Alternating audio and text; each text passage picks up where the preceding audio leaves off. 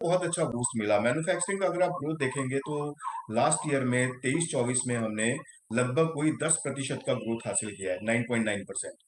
तो जब भी एग्रीकल्चर में ग्रोथ, कंसिस्टेंट ग्रोथ आती है, तो उसका जो सीधा लाभ है वो मैन्युफैक्चरिंग सेक्टर को मिलता है।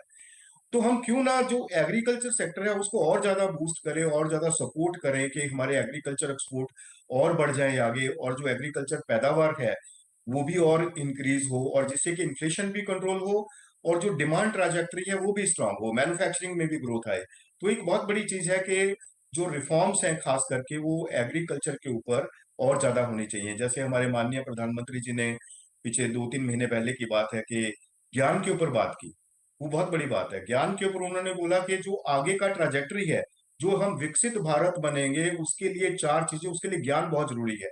ज्ञान है, गरीब और युवा, अन्नदाता और नारी शक्ति, ये 4 चीजों को सपोर्ट कर, जिसमें कि लगभग कोई 60% इंडिया कवर हुआ। हमने भी इसके ऊपर डिस्कशन की थी उसी टाइम पे, मेरे को याद है कि हमने सीएनबीसी के ऊपर डिस्कस किया ज्ञान। तो ज्ञान के लिए जो खास करके जो अन्नदाता के ऊपर मैं फोकस करना चाहूंगा कि उनको और ज्यादा आगे सपोर्ट करके एग्रीकल्चर का एक ग्रोथ रेट जो है 3-4% के ऊपर एक स्टेबलाइजेशन लाके हम अपने मैन्युफैक्चरिंग को आगे बूस्ट कर सकते हैं और उसके लिए रोजगार के संसाधन पैदा कर सकते हैं। अभी मैन्युफैक्चरिंग में जो टैक्सेस हैं, मेरे ख्याल से we have the best of the taxes in in the country. हमारा जो न्यू कमर है उसके लिए 15% का टैक्स है, और जो ओल्ड एग्जिस्टिंग जो मैन्युफैक्चरर्स है उसके लिए 22% का टैक्स है। और ये कंसिस्टेंटली 3-4 साल से चला हुआ है। हमें उम्मीद है कि सरकार इसको और आगे बढ़ाएगी। और रिफॉर्म्स खाली चाहिए कि हमें थोड़ा ईज ऑफ डूइंग बिजनेस और कॉस्ट ऑफ डूइंग बिजनेस थोड़ा कम हो, जिससे कि जैसे कॉस्ट ऑफ लॉजिस्टिक्स है, कॉस्ट ऑफ कंप्लाइंसेस है, और कॉस्ट ऑफ जैसे अभी हमारे मित्र ने बात की कि लेबर कोड्स के ऊपर विचार, वो एक बहुत, उससे मैन्युफैक्चरिंग में और ज्यादा एक ध्यान होगा और फोकस आएगा, मैन्युफैक्चरिंग ग्रोथ और बढ़ेगी। तो खास करके जो अगर हम पिन पॉइंटेड सजेशंस देखें तो मैन्युफैक्चरिंग में टैक्सेस बहुत अच्छे हैं इस टाइम पे, कॉर्पोरेट टैक्स बहुत अच्छा है। खाली एक ऐसे और रिफॉर्म्स करने की जरूरत है जिससे कि कॉस्ट कम हो। एग्रीकल्चर में हमें इंफ्रास्ट्रक्चर चाहिए, जी। हमारे किसान बहुत मेहनती हैं। अगर हम इंफ्रास्ट्रक्चर क्रिएट करेंगे तो हमारे वेयर हाउसिंग बढ़े, और हम उस अनाज को जो हमारा वेस्ट होता है उसको बचा पाए। जो भी 25-30% जो वेस्ट हो जाता है उसको बचा हम्म। के हम आगे हम्म। या एक्सपोर्ट कर सकते हैं या फिर उसको डिस्ट्रीब्यूट कर सकते हैं, जिससे कि प्राइस एस्केलेशन नहीं आएंगे। ठीक। इंफ्रास्ट्रक्चर के ऊपर सरकार ऑलरेडी 11,11,000 करोड़ का अनाउंसमेंट दे चुकी है, वो बहुत बड़ा है। पीछे 4-5 साल में 2-3 लाख करोड़ से बढ़ के 11 लाख करोड़ तक चला गया है। बहुत अच्छी इन्वेस्टमेंट है, रोजगार पैदा हो रहा है। तो वो बहुत अच्छी डेवलपमेंट हो रही है उसमें। वो हम और खास करके जो आगे एग्री जो एजुकेशन और हेल्थ सेक्टर है जी। उसमें रिफॉर्म्स होनी चाहिए, उसमें भी इंफ्रास्ट्रक्चर की डिमांड है। तो हम्म। कुल मिला के जो रिफॉर्म्स हुई हैं पीछे 9-10 साल में वो बहुत ही इंप्रेसिव है। बस उनको एक प्रैक्टिकल शेप देके परकोलेट करने की जरूरत है कि वो ग्राउंड पे जाके जो नीडी लोग हैं जिनको वो चाहिए उन ठीक है, तक तो पहुंच यहाँ जाए और यहाँ फिर आगे। इसी से लगभग आगे का सवाल जो आप कह रहे हो कि उनको परकुलेट करके बस थोड़ा सा ग्राउंड लेवल पे लेके आना। अश्विनी साहब, एक जो बड़ा बड़ा मुद्दा भी रहा और बड़ी जरूरत भी है, बात सिर्फ मुद्दे की नहीं है, वो है रोजगार। और रोजगार भी मतलब हर लेवल का रोजगार, सिर्फ एक टाइप का नहीं है, हर हर इकोनॉमिक क्लास के लिए जो थोड़ा पैरिटी लेके आए। तो उस पर किस तरह की चीज आप देखना चाहते हैं कि इस बजट में हो, कैसे रोजगार का वो दायरा बढ़ता हुआ नजर आएगा?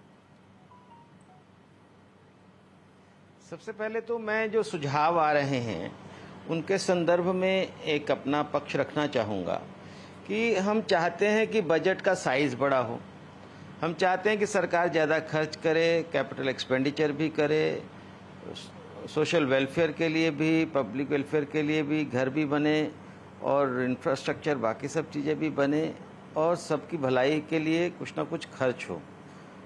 लेकिन उसके साथ ही साथ हम ये भी चाहते हैं कि टैक्स, चाहे वो कॉर्पोरेट टैक्स हो, चाहे वो पर्सनल इनकम टैक्स हो, चाहे वो जीएसटी हो, वो कम हो जाए। मुझे लगता है कि सरकार के सामने यही एक मुद्दा रहता है कि कैसे इन सब के बीच में बैलेंस किया जाए। और ये ज़रूरी है इस समय, क्योंकि प्राइवेट इन्वेस्टमेंट तभी बढ़ता है, क्योंकि एक क्राउडिंग इन इफेक्ट तभी आता है जब हम पब्लिक सेक्टर का एक्सपेंडिचर, यानी सरकार का पब्लिक एक्सपेंडिचर बढ़ाते हैं और कैपेक्स बढ़ाते हैं। तो कैपेक्स बढ़ाने के लिए अभी इस साल के लिए 11,11,000 करोड़ रुपए का कैपेक्स हमने पहले से तय किया हुआ है।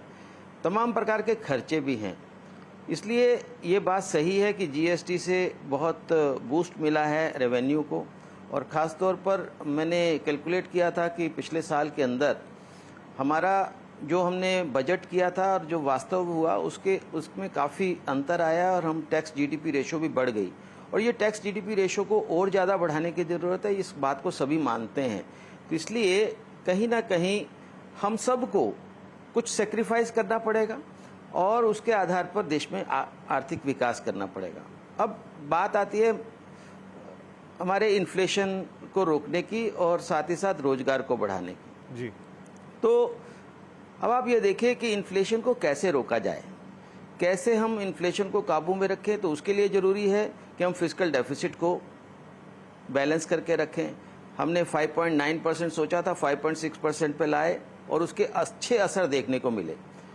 लेकिन साथ ही साथ फूड इन्फ्लेशन की भी बात है।